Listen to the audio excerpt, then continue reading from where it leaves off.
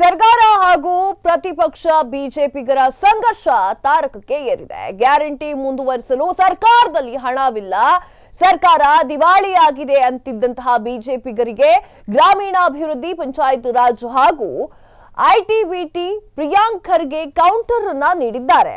ಕಲಬುರಗಿಯಲ್ಲಿ ಮಾತನಾಡಿದಂತಹ ಇವರು ಬಿಜೆಪಿಯವರು ಸುಮ್ಮನೆ ನಮ್ಮ ಸರ್ಕಾರ ಪಾಪರಾಗಿದೆ, ದಿವಾಳಿಯಾಗಿದೆ ಅಂತ ಹೇಳ್ತಾ ಇದ್ದಾರೆ. ದಾಖಲೆ ತೆಗೆದುಕೊಂಡು ಬನ್ನಿ, ಚರ್ಚೆ ಮಾಡೋಣ. ಮುಂದಿನ ವಾರ ನಾನು ಕಲ್ಯಾಣ ಪಥ ರಸ್ತೆ ಯೋಜನೆಯ ಅಡಿಗಲ್ಲನ್ನ ಸಮಾರಂಭಕ್ಕೆ ವಿಜೇಂದ್ರ ಅವರಿಗೆ ನಾನೇ ಆಹ್ವಾನವನ್ನ ಮಾಡ್ತೇನೆ. ನಿಜವಾಗಿಯೂ ದಿವಾಳಿಯಾಗಿರುವಂತಹ ಬಿಜೆಪಿ ಅವರ ನಾಯಕತ್ವದಲ್ಲಿ ಬಿಜೆಪಿ ಉದ್ಧಾರ ಆಗಲ್ಲ ಅಂತ ಹೇಳಿದ್ದಾರೆ. ಇದೇ ವೇಳೆ ಮಾತನಾಡಿರುವಂತಹ ಅವರು, ನಮ್ಮ ಕಂಡಕ್ಟರ್ ಮೇಲೆ ಮಹಾರಾಷ್ಟ್ರದವರು ಹಲ್ಲೆ ಮಾಡಿದ್ದು ತಪ್ಪು, ನಾನು ಅದನ್ನ ಖಂಡಿಸ್ತೇನೆ. ಮಹಾರಾಷ್ಟ್ರ ಕೇಂದ್ರದಲ್ಲಿ ಬಿಜೆಪಿ ಸರ್ಕಾರವಿದೆ, ಡಬಲ್ ಇಂಜಿನ್ ಸರ್ಕಾರ ಅಲ್ವಾ, ಸಮಸ್ಯೆ ಆಗಲಿದೆ, ಬಗೆಹರಿಸೋಣ ಅಂತ ಹೇಳಿದ್ದಾರೆ.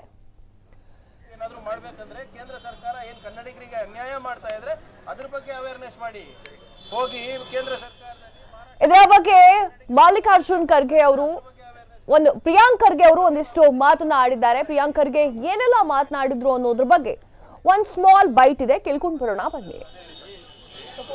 ಬಿಜೆಪಿ ಯಾವ ಬಣ ಪ್ರೊಟೆಸ್ಟ್ ಮಾಡ್ತಾ ಇದ್ದಾರೆ ಅದು ನನ್ಗೆ ಕ್ಲಾರಿಟಿ ಕೊಡಿ. ಒಂದು ಬಣ ಮಾಡ್ತಾರೆ ಅಂತ ಹೇಳಿದ್ರು ಮಾಡಿಲ್ಲ, ಇನ್ನ ಒಂದ್ ಯಾವ್ದೋ ಬೇರೆ ದರ ಏರಿಕೆ ಬಗ್ಗೆ ಮಾಡ್ತೀರಂತೂ ಮಾಡಿಲ್ಲ. ಈಗ ಉದಯಗಿರಿ ಬಗ್ಗೆನೂ ಮಾಡ್ತಾ ಇದಾರಂತೆ. ಯಾವ್ದು ಬಣದ ಪ್ರೊಟೆಸ್ಟ್ ಇದೆ ಅಂತ ಗೊತ್ತಾದ್ರೆ ನಾವು ಹೇಳ್ಬೋದು. ರಿಯಾಕ್ಷನ್ ಬೇರೆ ಇಲ್ಲ, ಅದು ಅಧಿಕೃತ ಬಿಜೆಪಿನ ಅನಧಿಕೃತ ಬಿಜೆಪಿನ ಗೊತ್ತಾದ್ರೆ ಅದ್ರ ತಕ್ಕಂಗೆ ಸೆಕ್ಷನ್ ಹಾಕಿರ್ಬೋದು. ಆಮೇಲೆ ಬಿಜೆಪಿ ಅವರು ಬಹಳ ಸ್ಪಷ್ಟವಾಗಿ ಹೇಳಿಕ್ ನಾನು ಬಯಸ್ತಾ ಇದ್ದೀನಿ, ಅಲ್ಲಿ ಹೋಗ್ತಾ ಇರೋದೇನಕ್ಕೆ, ಅಲ್ಲಿ ಈಗ ಎಲ್ಲ ಆದ್ಮೇಲೆ ಹೋಗ್ತಾ ಇರೋದೇನಕ್ಕೆ. ಈಗ ಮೊನ್ನೆ ತಾನೇ ಪ್ರತಾಪ್ ಸಿಂಹ ಅವ್ರ ಮೇಲೆ ದ್ವೇಷದ ಭಾಷಣ ಮಾಡಿದ್ದಾರೆ ಅಂದ್ಬಿಟ್ಟು ಕೇಸ್ ಆಗಿದೆ. ಇದ್ರ ಉದ್ದೇಶ ಏನಿದೆ? ಕರ್ನಾಟಕದಲ್ಲಿ ಕಾನೂನು ಸುವ್ಯವಸ್ಥೆ ಹಾಳು ಮಾಡ್ಬೇಕಂತ ದುರುದ್ದೇಶದಿಂದಾನೇ ಇವರೆಲ್ಲ ಮಾಡ್ತಾ ಇರಲ್ಲ. ಕಾನೂನು ಪಾಲನೆ ಮಾಡಕ್ಕೇನಿದೆ ಅವರಿಗೆ? ಸೆಕ್ಷನ್ 144 ಇದೆ ಅಂದ್ರೆ ಪಬ್ಲಿಕ್ ಅವೇರ್ನೆಸ್ಗೋಸ್ಕರ ಪಬ್ಲಿಕ್ ಅವೇರ್ನೆಸ್ ಯಾವ್ದ್ರ ಪಬ್ಲಿಕ್ ಅವೇರ್ನೆಸ್ ನಿಜವಾಗ್ಲೂ ಬಿಜೆಪಿ ಏನಾದ್ರು ಮಾಡ್ಬೇಕಂದ್ರೆ ಕೇಂದ್ರ ಸರ್ಕಾರ ಏನ್ ಕನ್ನಡಿಗರಿಗೆ ಅನ್ಯಾಯ ಮಾಡ್ತಾ ಇದ್ರೆ ಅದ್ರ ಬಗ್ಗೆ ಅವೇರ್ನೆಸ್ ಮಾಡಿ ಹೋಗಿ ಕೇಂದ್ರ ಸರ್ಕಾರದಲ್ಲಿ ಮಹಾರಾಷ್ಟ್ರ ಸರ್ಕಾರ ಏನ್ ಕನ್ನಡಿಗರ ಮೇಲೆ ದೌರ್ಜನ್ಯ ಮಾಡ್ತಾ ಇದ್ರೆ ಅದ್ರ ಬಗ್ಗೆ ಅವೇರ್ನೆಸ್ ಮಾಡಿ. ಇದ್ರ ಬಗ್ಗೆ ಅವೇರ್ನೆಸ್ ಏನು ಅವಶ್ಯಕತೆ ಇಲ್ಲ. ಎಸ್ಕಾಂನವರು ಒಂದು ನೋಟಿಸ್ ಜಾರಿ ಮಾಡಿದ್ದಾರೆ, ಒಂದ್ ವೇಳೆ ಗೃಹಜ್ಯೋತಿ ಹಣ ಏನಾದ್ರು ಸರ್ಕಾರ ಕಟ್ಟಿಲ್ಲ ಅಂದ್ರೆ ಜನ ಕಟ್ಟಬೇಕು ಅಂತ ಹೇಳಿ. ನೋಡಿ, ಅದು ಯಾವುದು ನನಗೆ ಗೊತ್ತಿಲ್ಲ, ಅದ್ರ ಬಗ್ಗೆ ಹೆಚ್ಚು ಮಾಹಿತಿ ಇಲ್ಲ. ESCOM is a corporation.